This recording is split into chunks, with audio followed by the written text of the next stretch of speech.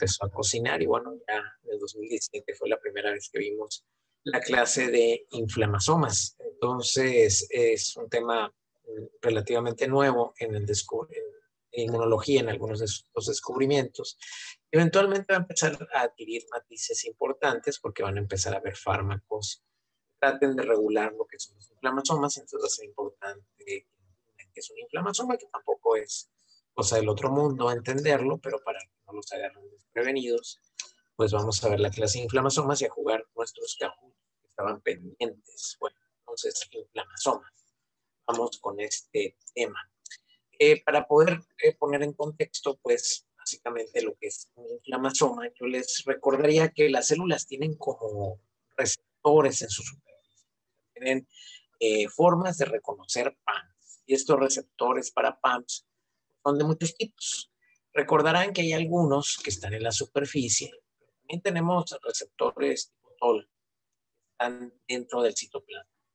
Y esos receptores tipo TOL que están dentro del citoplasma, en algunas ocasiones se les puede dar el nombre de receptores tipo NOT, como en el nodo. Los receptores tipo NOT, que tienen la conformación muy semejante a los receptores tipo TOL, tienen la capacidad de reconocer algunos antígenos o inclusive algunas moléculas que puedan entrar dentro del citoplasma. Es importante porque algunas de estas moléculas no tendrían que hacer normalmente mucho dentro del citoplasma. Bueno, son reconocidas por estos receptores tipo NOT. Cuando estos receptores tipo NOT se unen a algunos adaptadores, ¿verdad?, empiezan a tener una conformación molecular que les permite tener una función. Básicamente la función es una función enzimática que les permite enzimir ciertos grupos de aminoácidos para darle características a una citosina de funcionalidad. Va a salir al exterior y llevar a cabo una función. Es básicamente esto lo que vamos a ver, cómo se forma el inflamasoma, qué funciones tiene y para qué nos sirve. In a healthy cell, the NOD-like receptor called NALP3, also known as NLRP3, resides in the cytoplasm as a monomer. NALP3 has a pyrin domain at its amino terminus and a domain of leucine-rich repeats, also known as the LRR domain. Under normal physiological conditions, the LRR domain associates with cellular chaperone proteins that include the heat shock protein 90, or HSP90.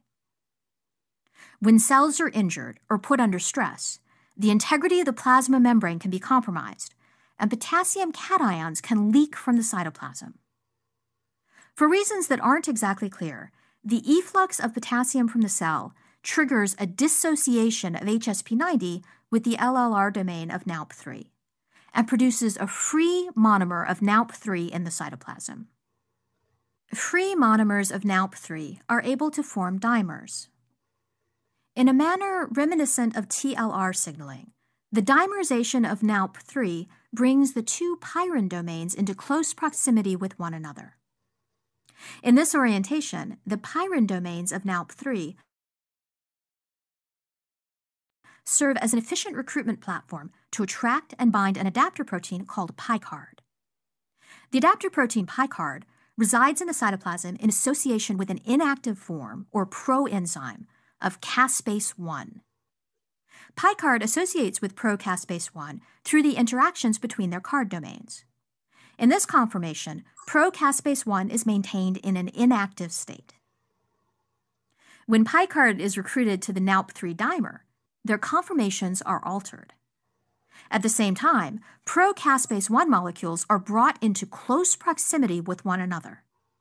In this orientation and close proximity, one molecule of pro-caspase-1 is able to cleave a nearby molecule of pro-caspase-1.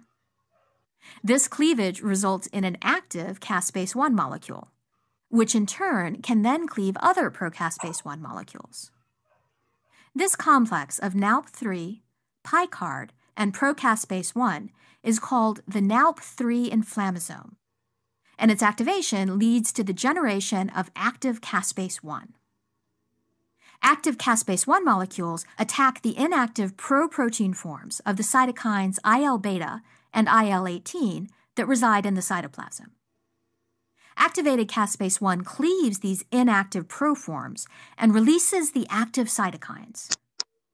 The active cytokines are subsequently released from the cell and exert pro-inflammatory actions on nearby lymphocytes.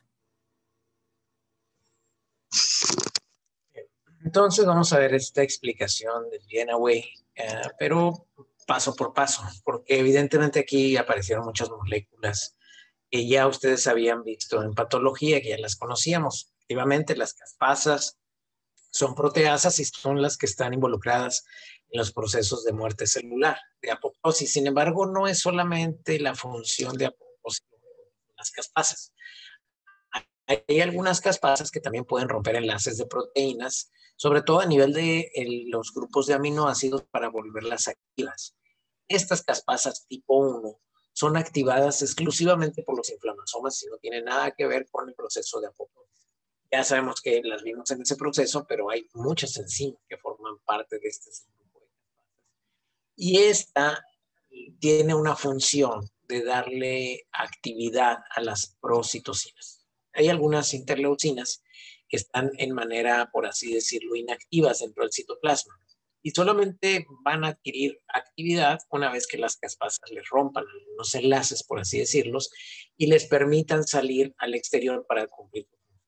Entonces, gran parte de la función del inflamasoma es actuar como un catalizador de reacción enzimática para que las citocinas, específicamente interleucina 1, beta, interleucina 18, puedan salir al exterior del citoplasma y cumplir su función. Es como, por así decirlo, una parte del proceso molecular de la síntesis y liberación de interleucinas. Hay muchos estímulos que generan inflamasomas y pueden ser productos microbianos que lleguen al citoplasma, pero también puede ser que lleguen algunas moléculas producto del daño celular y sobre todo, como vieron en el video, el flujo, es decir, la salida del potasio hacia el exterior de la célula. Eso lo detectan los inflamasomas como si fuera un daño muy grave a la estructura celular.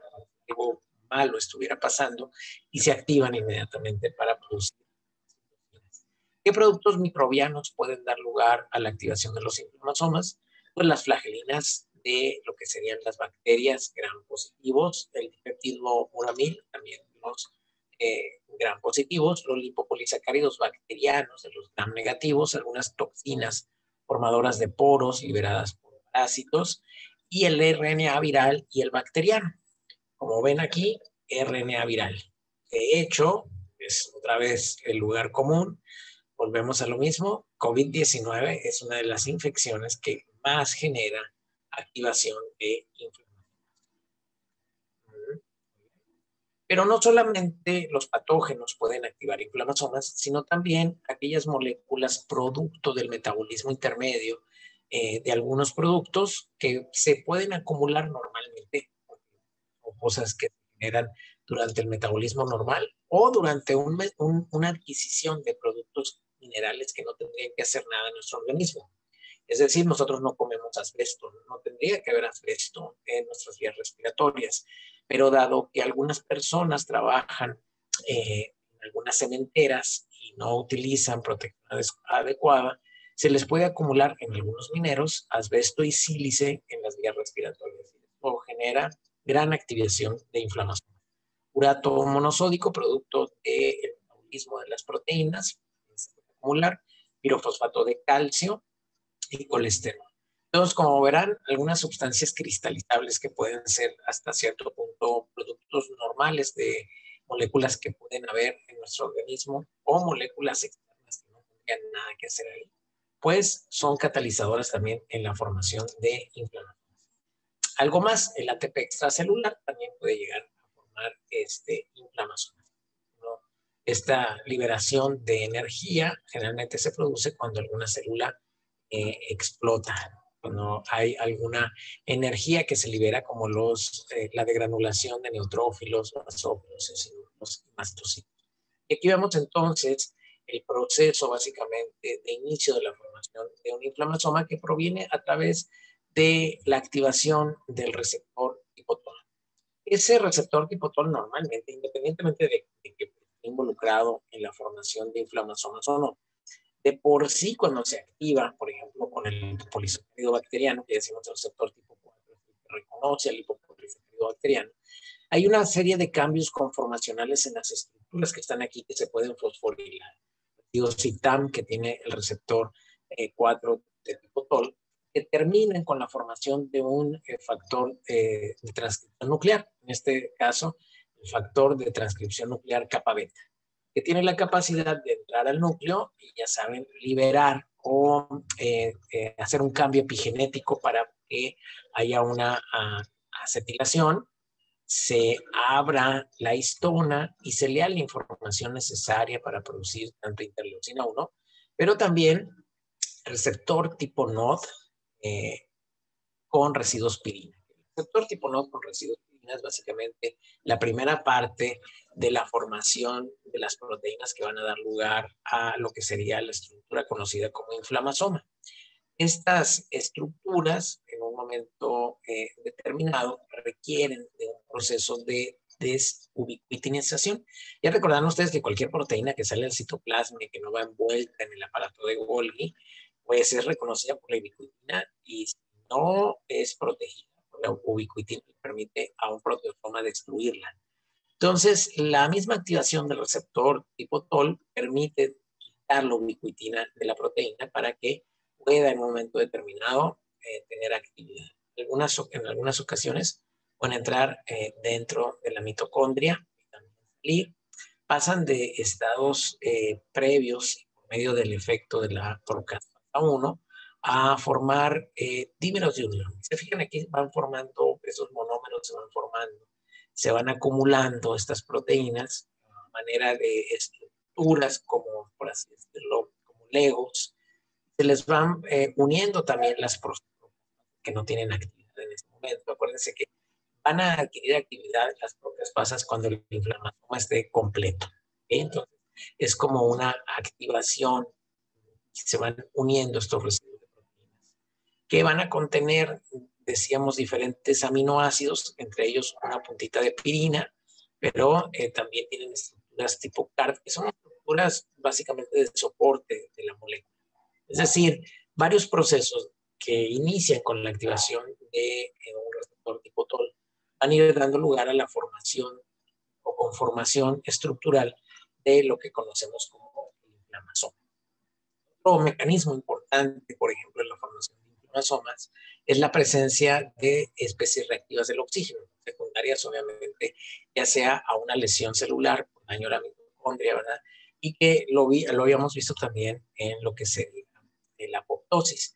De hecho, este tipo de lesiones, ¿verdad?, inflamatorios con activación de fase 1, lo habíamos visto también en procesos de muerte celular por inflamación crónica, que se conoce como piroptosis.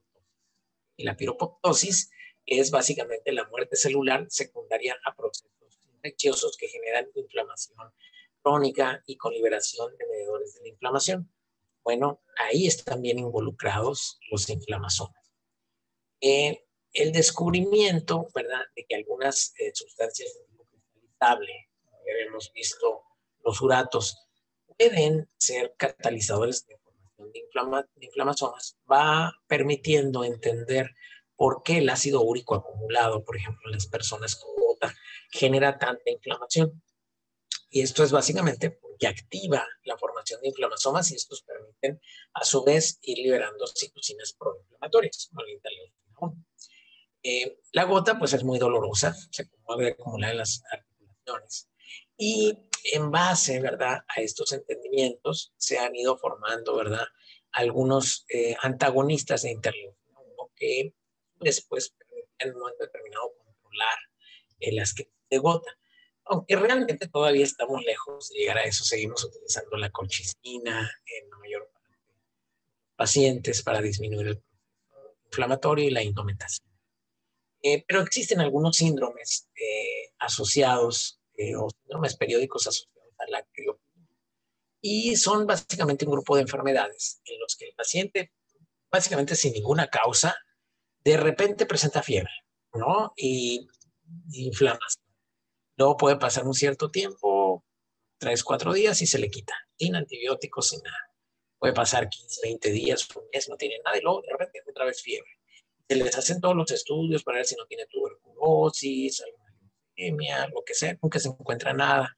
Este tipo de pacientes con estos síndromes de fiebre crónica por activación espontánea parece ser que son debidos a pacientes que generan inflamasomas de forma espontánea en el citoplasma, a veces bajo circunstancias que todavía no se comprenden bien en inmunología.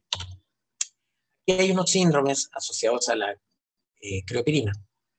Son síndromes periódicos. Algunos pueden ser algo muy leve, ¿verdad? Como la urticaria inducida por frío, las artralgias inducidas por frío, la conjuntivitis, pero pueden llegar a ser muy agresivos, destructivos, ¿verdad? Generando artritis muy severas, como podemos ver aquí, alteraciones a nivel de la conjuntiva, urticarias que no se pueden ver. Se fijan, en todos ellos, estos síndromes periódicos de criopirina, todos tienen urticaria. Son ese grupo de pacientes que ya les estudiamos de todo y siguen enronchando. No hay como una causa ni ninguna causa posible que lo puedan explicar. Bueno, muchos de ellos están asociados a la forma espontánea de generación de inflamasomas en las células. Tenemos entonces la acumulación, evidentemente, de las cascadas, los residuos de pirina, pues de los receptores tipo NOD van generando esta estructura, ¿verdad? Inflamasoma. Y se ha visto también que la presencia, por ejemplo, de algunas moléculas como la proteína beta-amiloide, ustedes recordarán, la proteína beta-amiloide fibrilar se acumula en los pacientes, ¿verdad? La enfermedad de Alzheimer. Es una característica histopatológica a nivel del sistema nervioso central. Una acumulación de la amiloide beta también da lugar a la formación de inflamación. Pudiera explicar también por qué estos pacientes presentan procesos inflamatorios crónicos asociados al Alzheimer. Ya saben que cuando la amiloide o la proteína beta se internaliza, ¿verdad? Y es fagocitado, tiene una forma fibrilar ahí en el fagolisosoma. Luego en el fagolisosoma se rompe y se inicia la cadena de activación de estos receptores tipo NOD con residuos pirina, que básicamente son los que forman el inflamasoma y que va a activar acaspasas en las neuronas del sistema nervioso central. Por eso es que el paciente con Alzheimer se empieza a quedar sin neuronas en ciertas áreas. Y sobre todo son las áreas donde se tiene la memoria a corto plazo. El paciente con Alzheimer se acuerda de lo que hacía cuando estaba chiquito, de lo que le sucedió hace 40 años, pero se le olvida que acaba de dejar un lápiz a su lado derecho. Y si le preguntas dónde está el lápiz, no lo encuentra. Si le preguntas cómo fue su cumpleaños cuando tenía 6 años, te puede dar hasta detalles muy característicos de su cumpleaños. No sabemos por qué se activa esta formación de inflamasomas en ciertas áreas del cerebro, por qué se ven más afectadas esas áreas del cerebro con la proteína amiloide, beta-amiloide, pero bueno, es una explicación del por qué los pacientes con Alzheimer pierden las neuronas, porque la neurona activa caspasas, las caspasas de una neurona, pues entras en apoptosis. La neurona que se pierde es bien difícil que se regenere. Entonces aquí tenemos la proteína beta-amiloide, pero habíamos dicho no solamente eso, colesterol en exceso también lo genera, residuos de cristal, ácido úrico como en la gota, aluminio, asbesto, todo esto pueden ser suficientes estímulos para la formación de lo que sería el inflamasoma, que a final de cuentas el inflamasoma lo que hace es cambiar el estado de una molécula pro a una molécula activa, por así decirlo, la interleucina 1 beta y la interleucina 18, y permite que esa tenga una función una vez que son liberadas al exterior de la célula. Hay diferentes tipos de inflamasomas. La verdad que no va a ser importante que se los aprendan porque estamos en una etapa de descubrimiento realmente de los inflamasomas y de cuál pudiera ser su función. Y hasta este punto es meramente especulativo. Quizá dentro de unos 10 años de clase, ojalá, pueda yo decir, ay, pues hace 10 años les decía que no se los aprendieran, pero ahora ya sabemos que el tipo 1 está relacionado con COVID y que lo podemos bloquear con tal o cual anticuerpo monoclonal. Digo, ahorita eso es una especulación, a lo mejor estoy totalmente en un error. Pero eso es a lo que en un futuro podemos llegar comprendiendo cómo bloquear la formación de inflamasomas dentro de las células que se pueden ver afectadas por la enfermedad. Realmente esa es la idea de conocer la estructura de los inflamasomas y su implicación. Entonces, decíamos ahí de muchos tipos, pero muchos compuestos bacterianos pues permiten esa formación de diferentes tipos de inflamasomas que culminan finalmente todos, decíamos, con darle actividad a las caspasas para que éstas entren el inflamasoma en un proceso de activación de la prointerleucina 1 beta a interleucina 1 beta básicamente, pero también en parte la activación del factor de transcripción A beta que genera procesos inflamatorios y también en un momento determinado, y no sabemos por qué, la activación de caspasas son los que no solamente ayudan al inflamasoma, sino que pueden intervenir en los procesos de APO. Entonces vean aquí algunos tipos diferentes de receptores y luego el proceso de activación por medio de cambios epigenéticos por un lado, pero también todo el circuito de activación para la formación del inflamasoma que culmina con la actividad de la caspasa 1 sobre la prointerleucina 1 beta y la prointerleucina 18, liberación para llevar a cabo varias funciones en el proceso de inflamación. Evidentemente, reguladores de los inflamasomas. No me voy a meter en eso. Me rehúso a meterme en eso aún. Pero sí hay varias estructuras que regulan su función. Creo que esto está todavía más loco porque si al principio cuesta trabajo comprender qué es un inflamasoma y para qué sirve, ahora imagínense todos los lugares donde se puede ir regulando. Y también seguramente entenderán ustedes hay tantas moléculas que lo regulan. Si una falla, pues ya tenemos entonces enfermedades congénitas que pudieran estar mediadas por inflamaciones también. Seguramente se van a ir descubriendo poco a poco. Lo van a encontrar en varios artículos. La verdad es que creo que la nueva edición del ABAS va a traer más de inflamasomas, pero esta sale hasta mayo. Ya no les va a tocar a ustedes, probablemente a la 9ª generación, si usan la nueva edición del ABAS.